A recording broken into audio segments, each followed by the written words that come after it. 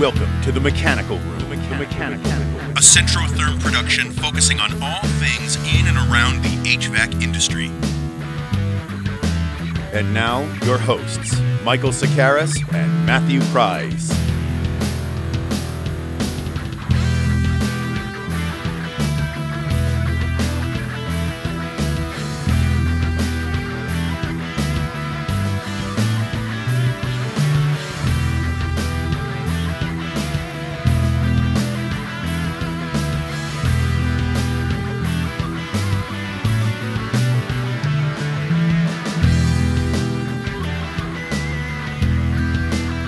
Welcome to the May edition, Season 2, Episode 5, On Track, Monthly. Welcome, Mr. Pryce. How are you today? Doing very well. I'm very glad we are staying on track. We're getting these in right before the end of the month and shoehorning them into the Centrotherm newsletter. But so far, we've not been tardy. We have checked all of the boxes, and we've had really incredible guests. And we have an incredible guest this week, or this month. Who is it? We're going to welcome Mr. Ben Poole, notably of HVAC Tactical.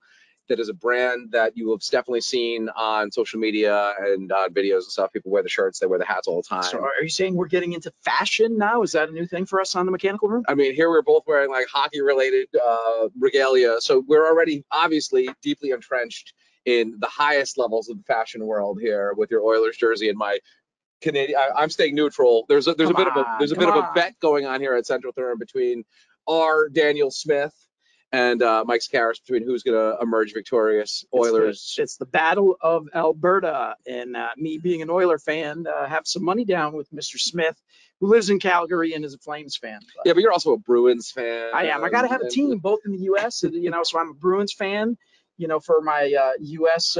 Distributor and rep visits, and then a Oilers fan when I go to Canada. But since the Bruins are out, Oilers all the way, baby. So I believe it's a $5 bet that you're about to. Is it tonight? Is the game tonight? No, we have one more. Well, it's a $1 bet on who wins the series. But if it's won in 5 games or less, which if the Oilers win next game, I get $5 in that, Canadian plastic money that they have up in Canada. One of my most embarrassing anecdotes of all time was being a fish out of water, uncultured American at a Canadian bar when I gave them a $20 US bill with who's that on that? Jackson, President Jackson, yes, and I said, okay, I'll have a Maker's whatever, and then it was $18, and I was like, that seems like a lot, whatever. I gave him $20 US, and then the guy gave me back this litany of crazy, weird, plastic, colorful money, and I took it, and I realized, of course, that he was charging me in Canadian dollars, which is, I don't even know, it's not worth a lot. And he gave me all this plastic money back, and I looked at him very confused. I was like, I just gave you hard American currency. We all know what it looks like. We all know what it feels like. Money be green. Money feel like money. That stuff they gave back, I'm very confused. The bartender noticed that I was a little confused, let's say, and he did look at me and say, we have 15 million people here. We have our own economy. And I felt like actually, Mr. Pryce, a little correction. How many? They have 30 million or more. We snapped away half the population. I've been getting into the Marvel movies, so I know about the snap now. Okay. Snap away half the Canadians. There you did. So you were there at the period when Thanos made the snap. Right, exactly. Okay. Well, welcome back to Mechanical Room Endgame here, as we turn the clocks back, and we will get right back into our normal stuff. But of course, again, I'm Switzerland now, oddly enough, with just the generic Canada shirt on, not taking sides. If I had to root for a team, it would be the Rangers. Well, right now from the American side, I got to root for the Rangers as well. Shows that you're not really a true Bruins fan, because I don't think any Bruins fans are really going in for the Rangers. Well, if the Bruins were there, down with the Rangers, but I'm a New Yorker, so I gotta side with the New Yorkers. I am such a casual hockey fan. I couldn't name a person on those teams. I'm from New York City, of course, and I did have been very blessed to go to many Rangers games in my youth, and it's a lot of fun. So I have a soft spot for the original 6 as well, absolutely, which of course would then lead me to root for the Bruins if they were in fact playing one of these newfangled weirdo teams, the Hurricanes, the Golden Knights. I just came from Vegas. The Golden Knights are hot, man. They're big. They love them out there. I've been in that arena. Have you? I have not. So when I went to the Adobe Summit in like 2018, 2019, yes. there was no hockey game. I think I would have preferred the hockey game over the private concert played by The Killers, which are a very meh kind of band to me. It's kind of vanilla. Vanilla is a great way to describe it. That is some white girl music if there ever was one, and I'm not a huge fan. Okay. So it is what it is, but you know, it was a great experience, and I mean, I love the Adobe products too. We've been all over the map here. Wow, let's get back to the mechanical room. Yes, let's do that, and let's specifically go to the mechanical room and head right into show us your pipe.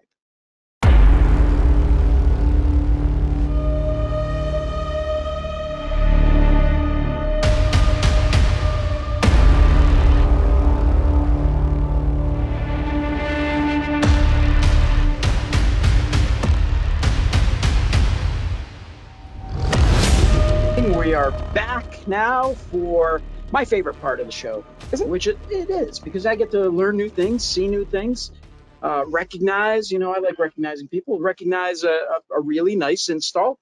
So this month's install is by our friend Hydro_Tech 510, Cory.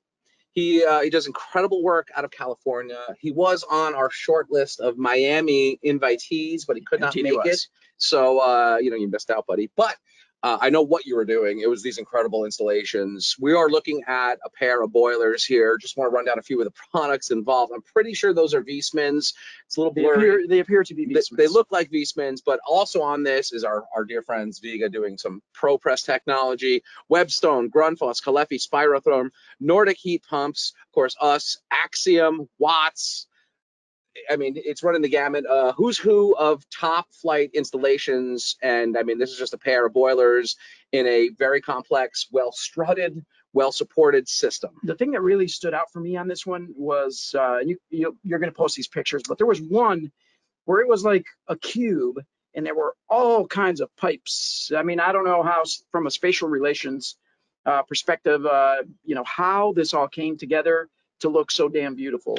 You might actually be referring to I mean, this guy does great work. His whole Instagram is just an incredible array. I think so. That one that you have there right now, is that a different? No, this is the same job. It's just from a different angle. I think you're actually talking about the previous post that he had that has. No, that one right there. Is it? Yeah. Oh, this photo here. Think about the density of all those pipes. I mean, how did he, you know, squirrel them all through and make that connection and visualize in three-dimensional space, you know, where that was going. And I also have to put out, there was an electrical panel in there. Ooh. So I always like to call it out. Although this one here, this one does not look like it is a square D panel. So it might be GE. It doesn't matter. Doesn't matter. But I always look for the electrical. Well, like you said, it really shows that this mechanical room is sort of a game of inches, because this is, I mean, there's copper everywhere. There's strut support everywhere. It's a very complicated mechanical room. There's a lot going on here, but nothing about it is remotely messy. To a layperson, I mean, it's like overwhelming. I'm calling myself a layperson, of course, in this, and it's a lot to take in. There's a lot going on. There's a ton going on there, especially overhead and behind the boiler. There's even, a snaking of a variety of product back there. It's an amazing job again. I'm going to reach out to him and see what kind of facility this went in, because I'm curious. I do not have a room like this in my. It's not certainly not a residential application. Yeah, no, it's got to be something a little bit more involved, because there's just a ton of stuff going on here. What is this little Nordic thing? Is that some air conditioning? I'm not quite sure what that is. I'm not sure. But it's also hooked into the gas and stuff, so it might be AC. It might not be part of this installation though, so I'm not sure. That might have already been there. But he's even, someone's framed around it even, which. Yeah, I mean, keeping up the level of professionalism in this room, which is, you know, the kind of stuff we expect, and it's the kind of stuff that wins the Show Us Your Pipe segment week in, week out. Oh, and there, I didn't notice it until just now. There's a V-Smin storage tank to the far right as well. Yep. So yeah, in with the panel, of course, here, this neatly framed photo too. Hats off to the photographer here, which I assume is Hydro_Tech 510 himself, because I must say these are framed very, very nicely, and also they capture sort of the scope and the depth and kind of the tightness of this room, despite remaining neat and even. Everything is accessible for service purposes. Everything looks very, you know, just neat and tidy. This is professional work. This wins the May show us your pipe challenge. Nice job, Cory.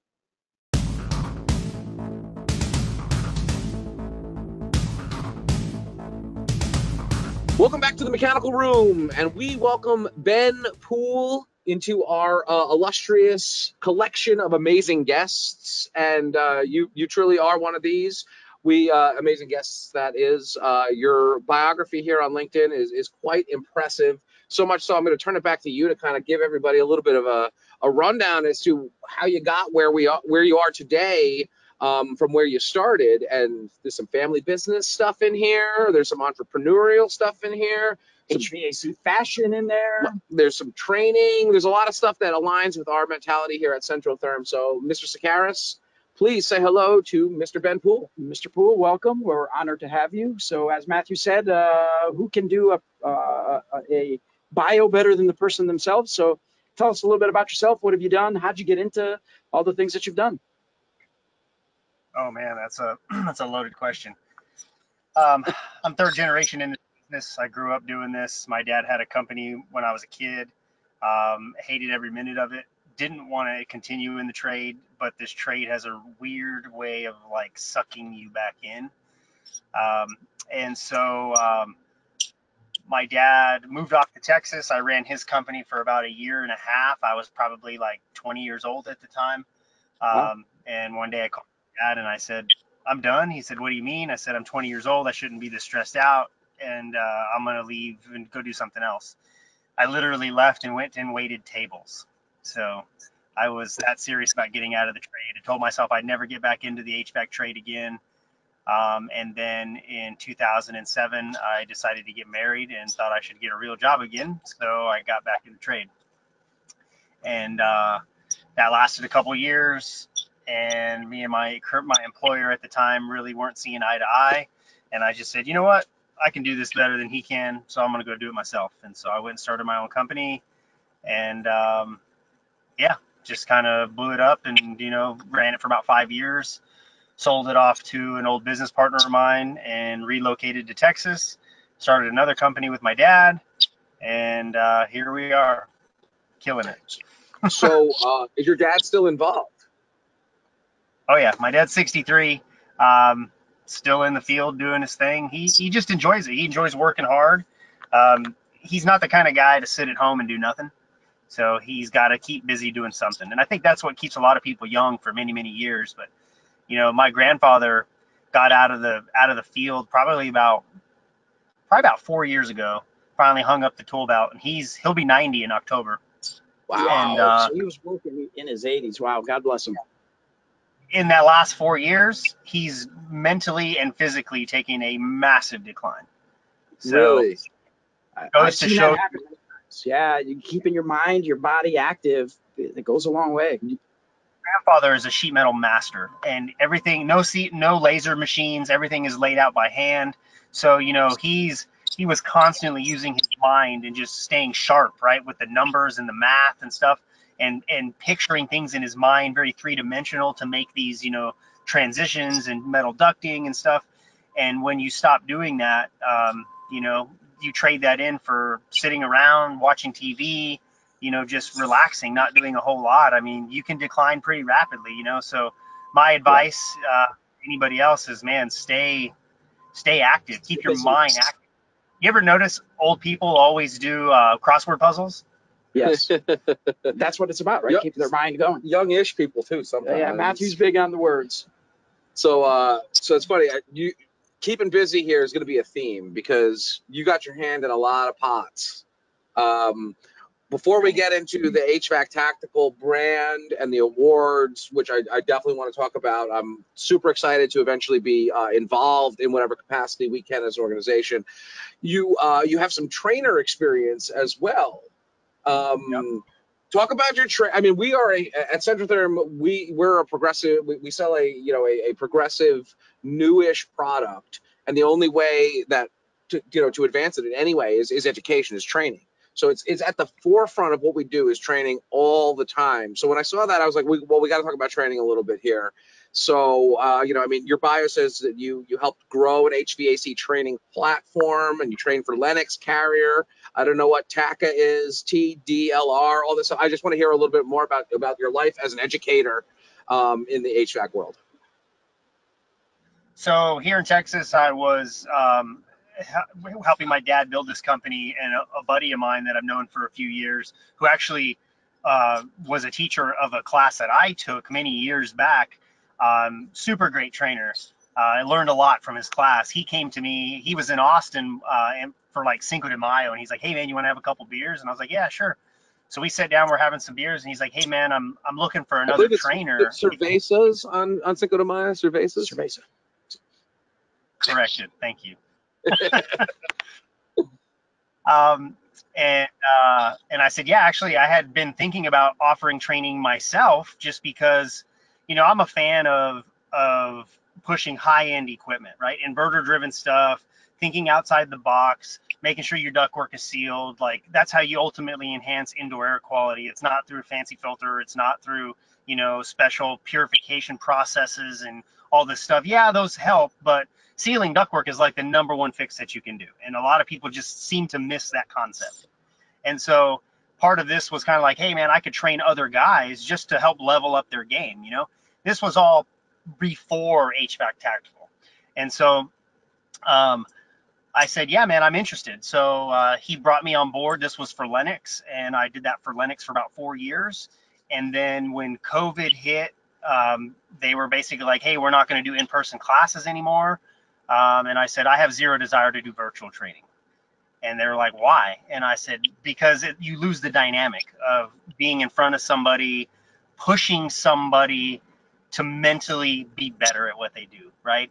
And they were like, well, you know, we've had some people, you know, have really good success. And I was like, look, then kudos to the trainer. That's just not me. That's not how I operate, right? And everybody operates differently.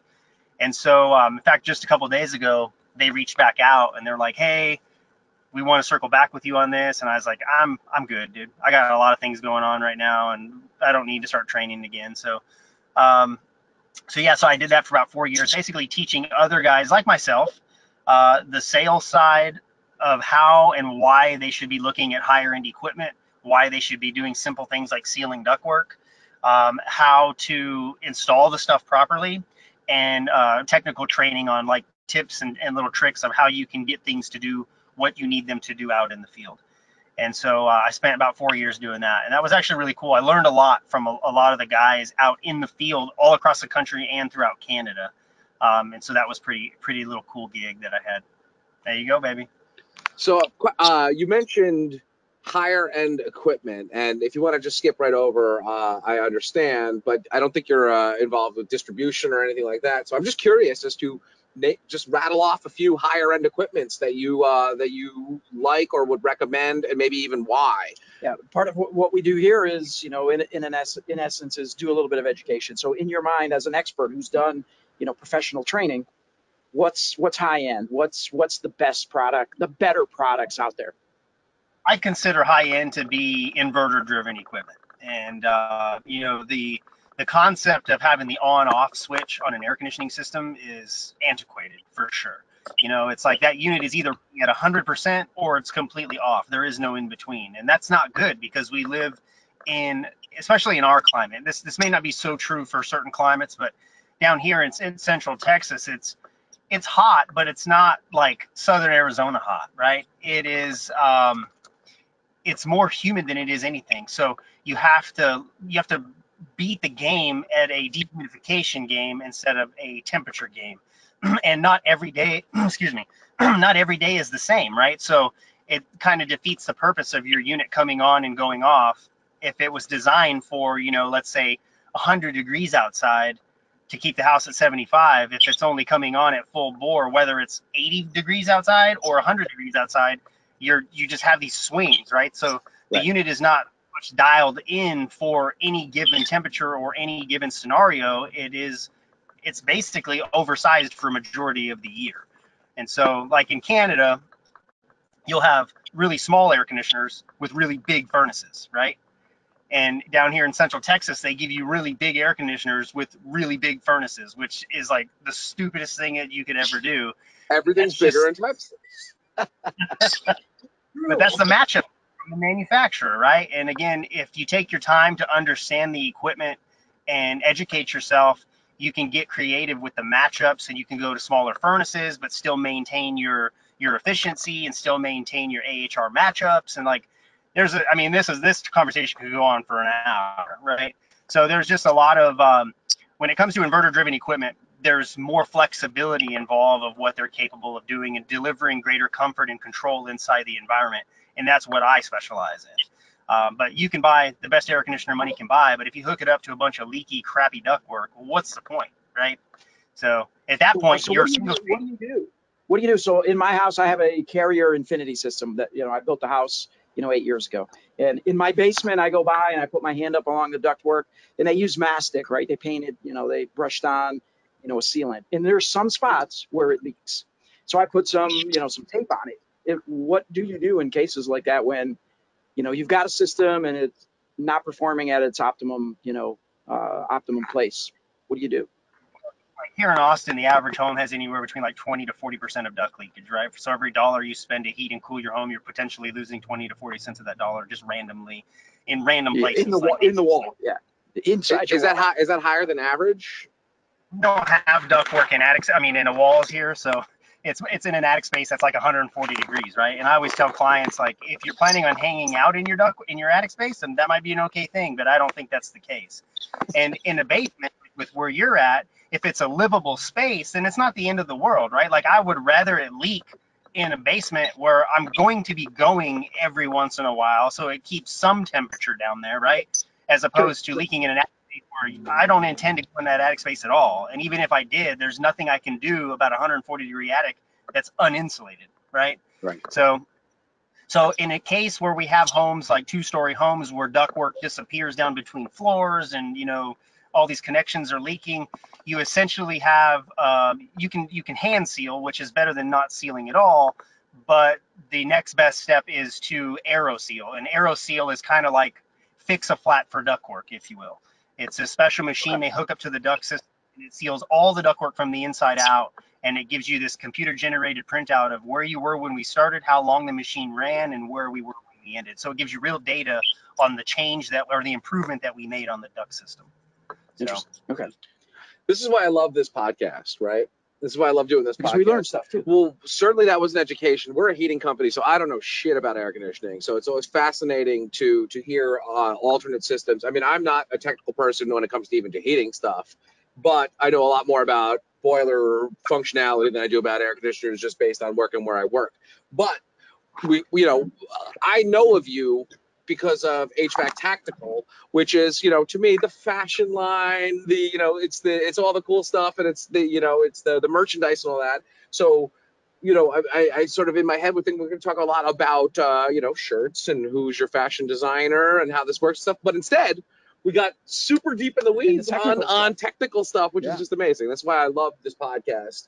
And I thank you for that education and the air conditioning stuff. That is your bread and butter, AC stuff. I mean, obviously Arizona, Texas, very hot climate. So that's what you're doing mostly during the day. And then on the side of your spare hours, you have a brand. So tell us about HVAC Tactical. How'd you come up with the concept? How'd you come up with the name? Who does the design work for it? Because you got some pretty cool logos and some cool looking stuff, swag. Tell us how that came to be. Yeah, so HVAC Tactical was just an idea that just was birthed out of, I had some time on my hands, and I just thought, I'm passionate about the trade. If you can't tell that, I am. I love my trade, even though there's times where I absolutely hate it, right? And again, this trade just has a really weird way of pulling you back in and just making love to you all over again, So it's interesting. But I just had this time where I had some time on my hands, and I was like, you know what, man, I really want to make I'd love to wear a hat that didn't say Carrier on it, right, but still represented the HVAC trade, or maybe something that didn't say Carrier on it, and something that definitely doesn't say my company name on it, right? And in reality is I can't be the only guy out there that really wants to rep the trade when you're just out having a beer or going to a party or something like that, without having to wear something that said Carrier or Train or Ream or York or Centrotherm, right? So things like that, where nothing wrong with those brands, if you will, but it's just like something that's for the people, if you will, of the trade, not so much as a company. You know what I mean? So And yeah, so it's a lifestyle that was, brand. Yeah, that's a good way to put it, Matthew, actually. so Yes, so I that's started beautiful. thinking. Go ahead. Oh, I was gonna say, well, that's beautiful, and you are capturing, or rather, you share a mentality with a number of high level thinkers and professionals in the trades here who are committed to. I mean, it's community over competition is a hashtag I see a lot, and I mean, there's a lot there. This is a lifestyle, and you're filling a really unique niche because you're right. Not everybody wants to wear a Carrier hat or a Centrotherm hat every single time, but you're still proud of who you are and what you do. And it's funny. You're filling a certain void there, and obviously having great success with it. So I'm sorry I interrupted And you. probably great fun with it too, because it's a brand about what you love. Well, if you're a Carrier guy, you'll never wear a Train hat, right? If you're a Train guy, you'll never wear a Carrier hat. You're kind of stuck in this middle road. You're just like, I hate those brands. I'm never going to rep them, but I love these brands. I'll rep these all day long. So it's like, let's find a middle ground here where we just have a brand that just represents the trade altogether, right? But with that said, the brand represents, like you said, thinkers, right? People who think outside the box. The reason I named it HVAC Tactical is because, you can do anything tactically. You can bake a cake tactically if you wanted to, right? Being tactical is seeing the end before you begin, having a game plan going into this thing and kind of knowing how it's all going to go down, right? And I have this kind of knack for like envisioning things, right? And a lot of times I just shoot from the hip on it because in my mind I know where I'm going with this, right? And if I run into a problem and I go, oh, plan A didn't work, well, I pivot and I go to plan B, right? And I'm able to do that. And for some people it drives them nuts, and they're working with me because they're just like, dude, do you not have a plan on this? I saw right here, I got it, So, but yeah, being tactical is a mindset. Truly is a mindset. You can do anything tactically, and that's why we named the brand HVAC Tactical. So is it you that's running the brand? You said that's why we. Is there more than just you that's part of this brand? Yeah. What does the organization look like for HVAC Tactical? Because it's obviously big stuff here. You guys have a big following, and I see the apparel and the hats and the belts and all that stuff. The sleeves. I love the sleeves. Like, I personally love the sleeves. Bendrick wears the sleeves often, the sleeves. So we see it all the time. So obviously it's more than you. So what's the org look like? I've always, since day one, I've always said we. And in a sense, it's a whole thing, right? We makes us sound like we're bigger. But number two is we the people, right? Like it's all of us in the trade. And when it comes to the tactical side itself, I mean, I am the end all be all. This is where it is. I started it and I run it. But in the last, I would say 8 months or so, my wife has gotten more involved and has really helped me, with the shipping aspect and the packaging aspect and inventory aspect. And, and I run things by her like, hey, here's this new design that we're working on. What do you think? And we hire out all the designs. Like I run like competitions on like 99 Designs. I don't know if you're familiar with that website or not. Sure. But you can run a contest. Yeah. Okay. And basically you get like 20 people, 40 people pitching designs at you, and you get to pick the best design. And, it's not inexpensive by any means. Their design and mass produce it? Do they, is it done by, they just like to do it and they want to put their designs out there? Or if you pick their design and you're going to mass produce it, that you got to provide them a, design fee of some sort?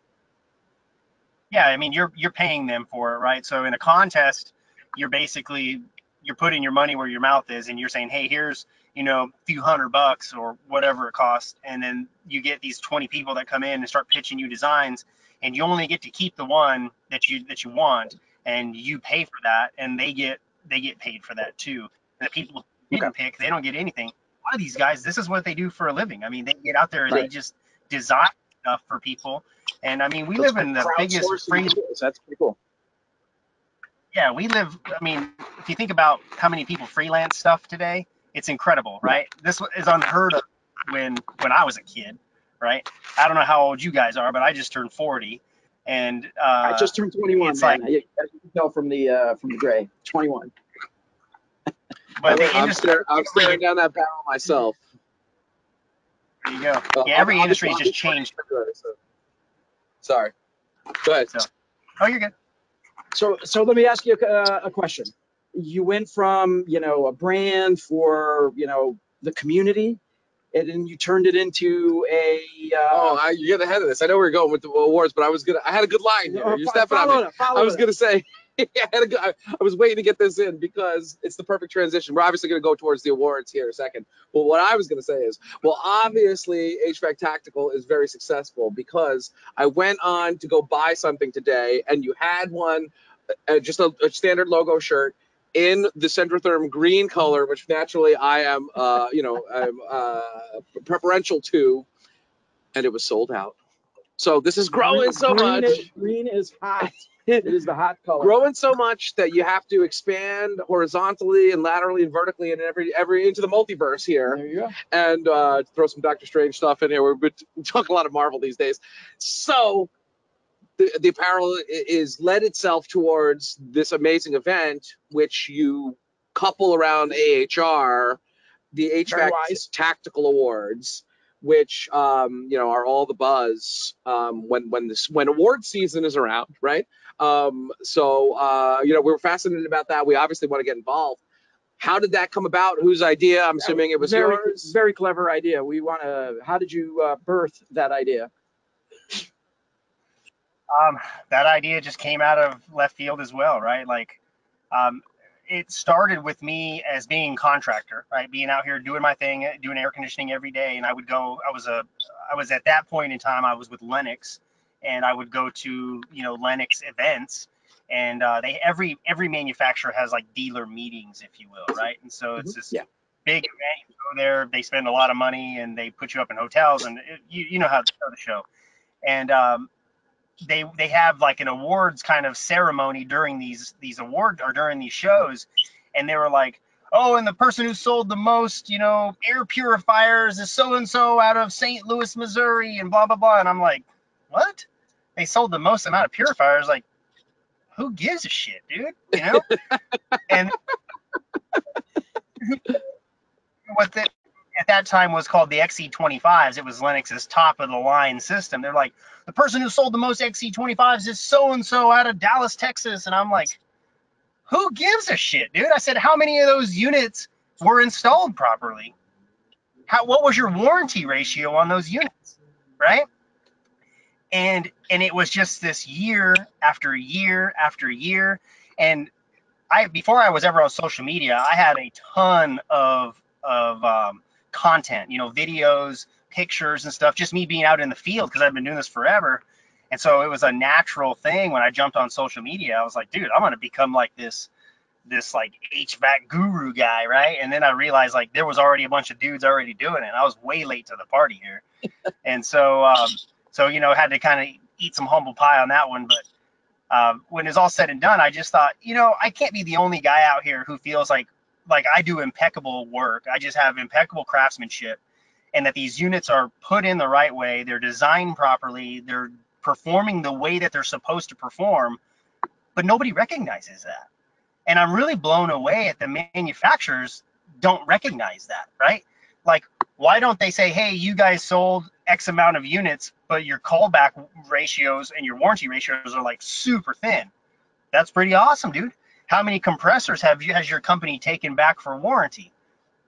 Like, those are questions that should be asked, because compressors don't just die. Compressors are killed, and that's usually due to an install problem, And so I just thought, man, I want to do something about this. I want to create an award for guys like me who just take pride in what they do and are just passionate about the trade.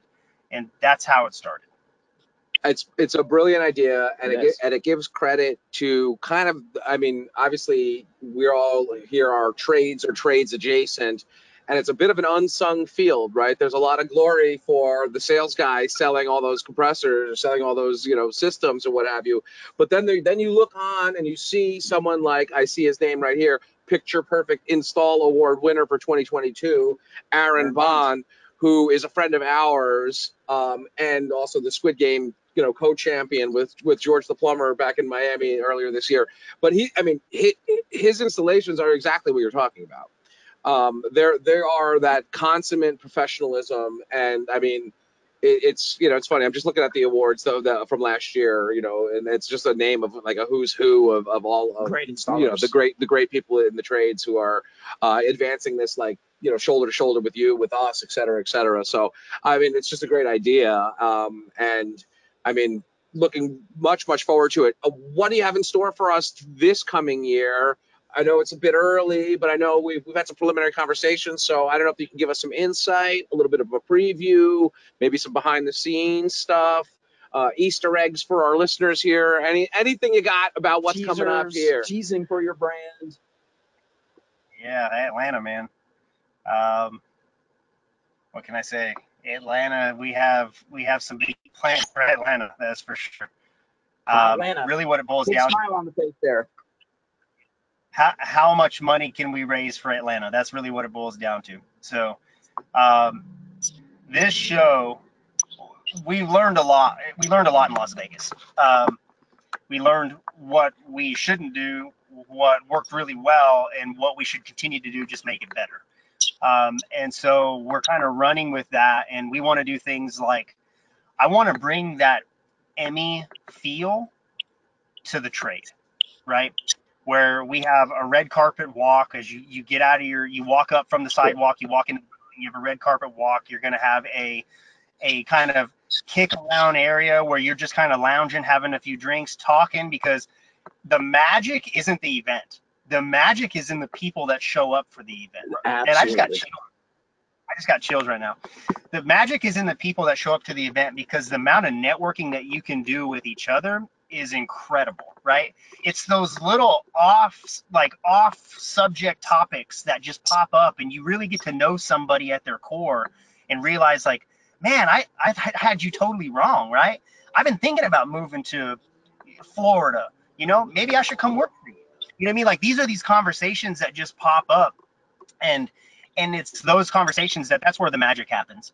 And Brian Orr's event in the symposium down in Florida was very much that same way. The classes are great, but you learn way more by these little conversations that you're having just walking around talking to people.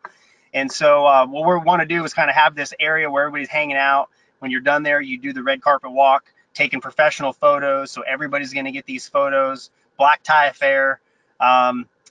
We want to do live streaming, and the top tier sponsors are going to have actually full-blown commercials on the live stream event, like you would see on regular TV. Sure. We want to do multiple camera angles instead of just the one camera angle like we did in Las Vegas, where if somebody's in attendance and we name them as a nominee, then the camera can shift over and they can see them in the crowd, right? And the reaction on the face, like, what? I got nominated? Like, it's just capturing these moments of realness in the trade, and these moments of recognizing people who are in the trenches, just doing what they do so passionately every day. We do this not because it's cool, not because it's fun. That's just the perk of it, right? We do it because I really feel like the people in this trade have been walked upon and looked down upon for the last 20 to 30 years, because we're just blue collar dudes, and girls. And I just don't like that. Reality is I'm the guy who leaves my family sitting at Thanksgiving dinner to come keep you and your family comfortable. So you need to shut the hell up and freaking just listen and respect.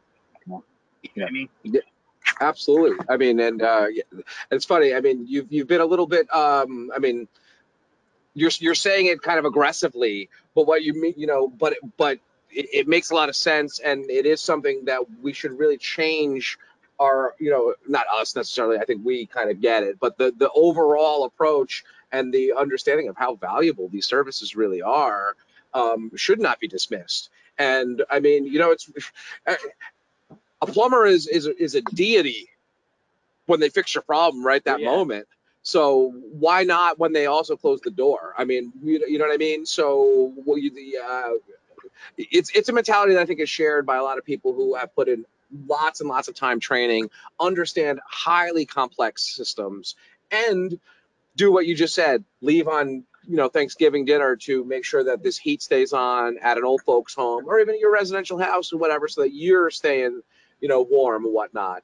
So I mean, it's certainly a very important, you know, service, and does command the respect, or should command that respect that you know, you are personally helping to elevate the trade towards. And I think the trades in general, yeah, I have some ties on the electrical side. I think the electrical side has been coming along. I think, you know, the plumbing and mechanical side has been coming. I think overall we are on a good path to bring awareness to the trades again. So, and what you do, and what, you know, some of the guys that, you know, you've recognized certainly are elevating for sure. the awareness. And I will say, I think that COVID, you know, everybody's working at home. If their systems weren't, you know, working optimally, I think there's better just general awareness in the market that, you know, There's these probably- trades and the shortage of, you know, skilled labor is, you know, they're important. I address it. I would likely say that there are some people who have spent a lot more time at home that now have a greater appreciation for the climate systems that keep them comfortable more consistently than they did in the past. So you're probably right about that with the COVID stuff. So you definitely answered one of my questions about the awards, which was black tie. Looking for, if I can secure an invitation, I'm ready to dust off this tuxedo and you know, and come and be a part of it too. So you alluded to lessons learned. We just did a thing in Miami. We learned a lot from it. We had a debrief. You know, what would we do again? What would we do differently? You know? I would love to hear a lesson or two about what you learned, how you're going to do it differently this time around. Oh man, there's too many of those. What's the biggest one? Or the funniest one? One of the things we learned is we're not going to do an open bar again. Oh, that's amazing. Smart. Yep. So yep. I love everybody who was there, but there was a handful of people who just had a little too much to drink, and I don't want to be responsible for that. So, you know, I'm all for out, having a good time, having some drinks, but I just think, you know, personal responsibility needs to kick in at some point, and you need to know when enough is enough.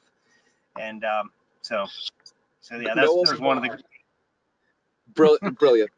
Very yes. Okay, we've dealt with a little bit of that ourselves here and there, so it's kind of funny. Not at the Miami event, but pleasantly enough. That's some other events. I mean, hey, and that was last time I was in Vegas as well. So I mean, you know, what happens is Vegas stays in Vegas unless you vomit on your tuxedo and have to get it dry cleaned back at home.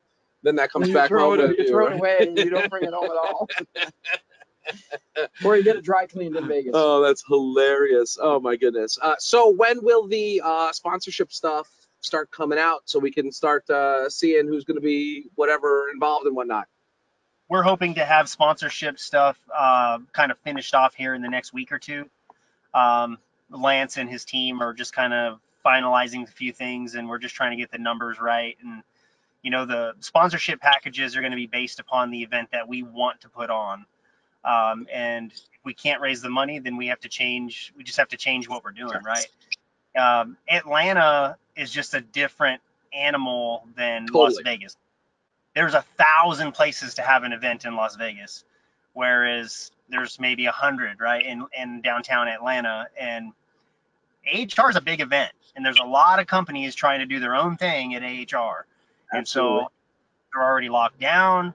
All of these venues know that there's a big event in town, and they're taking advantage of that and charging accordingly for it.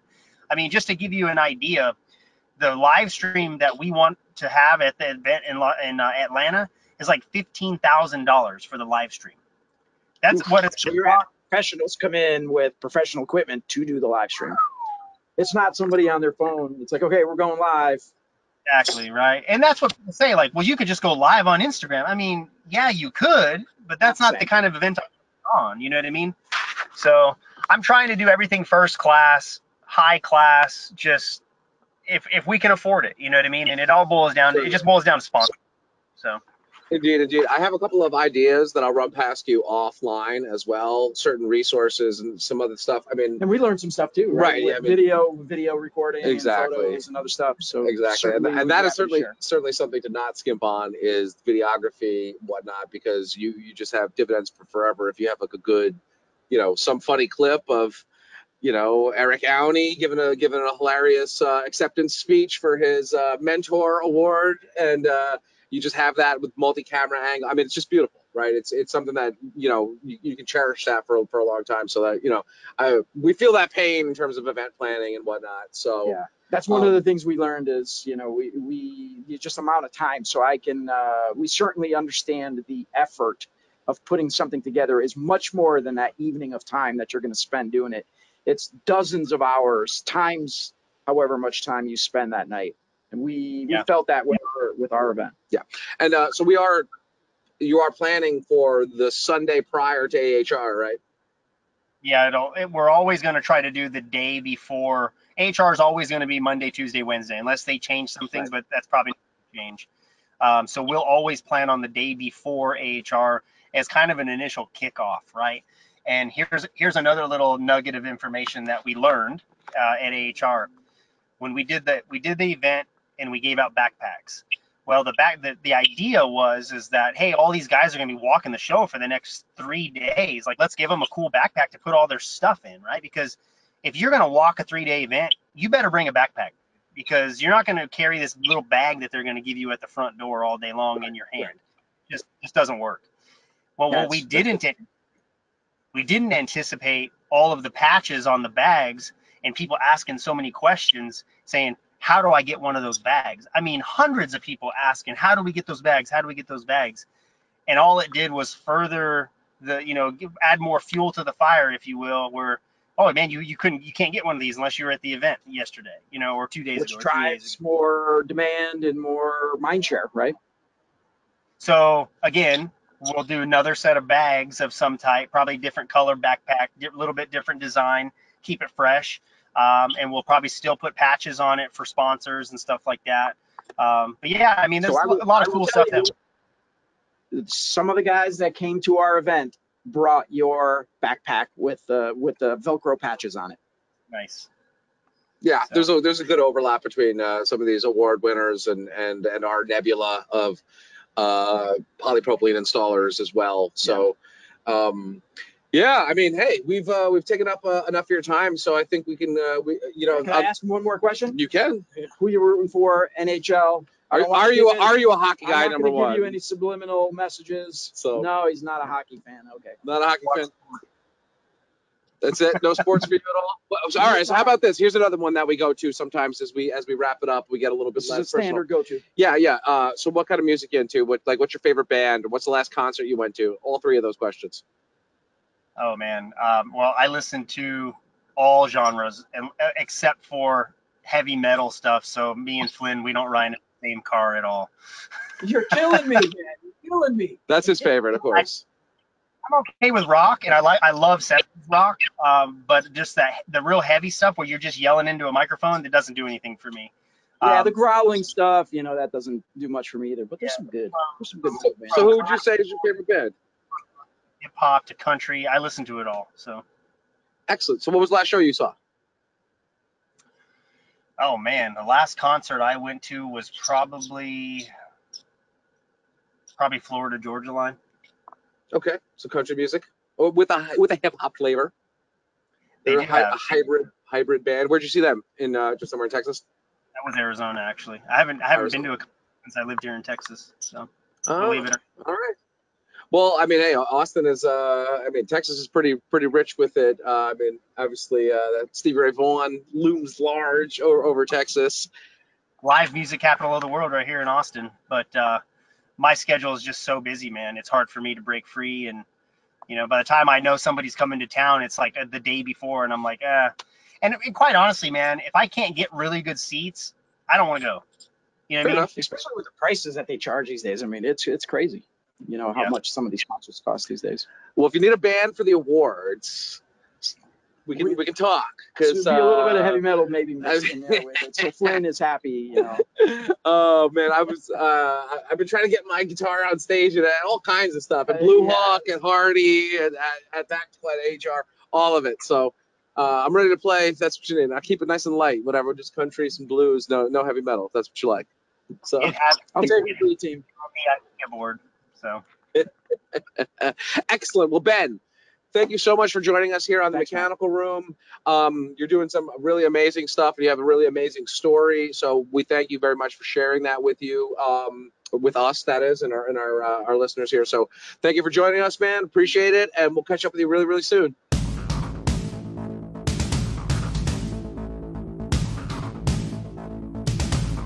Welcome back. That was quite the interview with Ben. I learned a lot about himself, about the brand, About air conditioning? bad air conditioning. Talk about inverters. Apparently. I don't even know what that is. What is an inverter? Do you know what that is? Yeah, it adjusts the flow of air, so it's not just continuously on or off like a switch, like you said, right? It's kind of like an adjustable frequency drive. Okay. I don't know what that is either. That's what I would guess. So when I think of inverting, I think about like what it is in Photoshop or in Premiere, of course, right? Inverting would be the colors going from like black to white or from opposite spectrum, whatever, or inverted left to right kind of thing. Literal thing. Shows what we do, right? I don't have any idea about these deal with installations. No, I'm the least technical person on 400 South Pearl Street for sure. I wouldn't go that far. I think you're a little bit more technical than me. I'm learning. It's a long process. A lifetime in the trades I do not have, but I'm getting there. So when I tell my kids, they were at a Taekwondo contest this week, and I tell them that you either win or you learn. Brilliant. So we got a little learner right here. Our first audience, say hi. Hi. Our first guest, in studio, little babysitting. Well, really not quite. Kid sitting is maybe more appropriate. Are you kidding me? He's replying to all your emails on your phone right now. You probably get better responses from Luca than you would from me. I was taking care of business. Do you know how to make a program letter for a wholesaler? Yes. That's good. Excellent. We'll put you to work. Are you tough on the terms, or you pretty generous when it comes to toughie. Yeah. as he's consumed by Fortnite or some other. I'm not playing Fortnite. No, okay. it's I think it's Dan Smith calling him on Teams. If it's Dan, tell him no. You know Dan. Oh, Dan. Dan's busy. It's hockey night in America, or hockey night in Canada. No, not quite. Tomorrow, no, it's tonight. It's tonight. It's not the Oilers, though. Yes, I'm pretty sure it's tonight. You're going to owe me that $5 Canadian plastic money, Dan. I'm going to double check this right now, but I'm almost positive I saw it tonight. If the Oilers win tonight, I get a good crisp plastic $5 Canadian. Otherwise, I get the loonie, which I don't want a loonie. It's greenback. That's the coin, right? Yeah. Or Oilers versus Flames. Survey says round 2, game 5. Tonight. Tonight. You're going down, Dan. 9:30 p.m. Eastern time. So. I didn't think it was. Traveling this week kind of threw my. It's a good thing I'm home to watch. Well, it's interesting. I wonder if there's less of a break between games because it's not like it's like the Rangers and the Kings or something like that going cross country. They're like an hour apart or whatever, hour and a half. Is that how far it is? How far is Calgary? Calgary? No, it's about an hour and a half, maybe. Calgary. That's by bobsled, right? By moose drawn carriage. But at least it's not going to be 53 degrees below zero as it was the last time I went to Edmonton. Man, that was the coldest I've ever been. Was it Edmonton or was it Calgary? Well, I started in Calgary, but I went to Edmonton and it was 50 below when I was in Edmonton. I think I should show that video of Dan dancing at this point at the podcast. Should I? Do you still have it? Yeah. Of course I have it. I save everything. I am the Centrotherm archivist. You are archivist. Archivist. I think archivist is right. Archivalist. I don't know. I have all of the archival footage. That is there you go. For sure. As I was able to quickly send Ben that photo of you from the 90s that I just have on my hard drive. Yeah. He does save everything, so be careful. But I have to have the Photoshop compendium. I mean, of all of the people past and all of the former employees that have went on, I still save everything. And you even have all my Bitmojis. That I do as well. Pop. We're gonna be surprised where I find Bitmojis these days. In my PowerPoints. We're giving a professional presentation to somebody, and all of a sudden there's me in a Bitmoji. I got to keep it light and keep it humorous. You do? I like to say that is an effective presentation technique, Yes. and keeps Keeps people awake. interesting and also light and not too heavy-handed. Yes. The one in particular, this one right here that shows the menu, is what I'll pop that one on there because I use that one all the time. You used one the other day with not my jersey, but a hockey jersey. That one I just pasted your Bitmoji on somebody's head though. Yeah, So it's But it easy. looked pretty good. Yes, and I needed a Dan one to really complete the thing because it's a human Dan in the graphic, Yes. and then a Bitmoji version of you. I think the emoji version of me looks better than me, so It's I mean, I won't go that far. It's an interesting rendering though. It does look like you. I must say, it does. much more so than mine. I think. I don't think mine looks like me very much. at Yeah, all. so now I've got to change my phone, and I'm thinking, where did I get that Bitmoji? Because it is pretty. So it's a memoji or an emoji. and I'm not sure where I got it from. I don't think it was the Apple one that comes with the phone. It was a different Well, one. you have to make it. I did, but there was an app that I used that I no longer can find. So I think I mean, so as we discussed, So we even text educated messaging- apps on this. So I podcast. mean, I think it's one of these bad boys No, down no, here, it's not. right? It's not one of those. Are you sure it's not? Absolutely positive. It's not this thing right No, here. it's not. Because one of these is mine that I have in here. Yeah, it was a Somewhere in different. It was a different one. Yeah, I have no idea. I don't know. I don't Shows remember what I know. We need this guy to help us. Probably you would He know, right? probably I knows how to mean, do it. What happened to your tooth there, buddy? You Oh. lost it. Okay. One. was it in a hockey brawl? Yeah, Taekwondo. Some kid took them out. Was it really? No. Oh, okay. It was just natural progression as you get your adult choppers in. Cool. Do you have any final messages for the world of HVAC? Go HVAC. Go HVAC! HVAC Tactical. Peace out. We'll talk to you guys soon.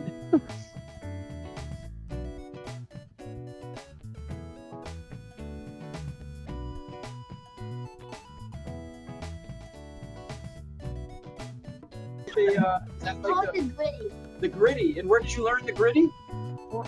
One more time. Fortnite. One more time. Let's see the gritty one more time. And this is like a Fortnite sensation? Is that the deal? Is that after you like maneuver and take out some foes? Is that what happens? I guess so. I may or may not have recorded that, buddy. You should. It may come to haunt you someday, my man.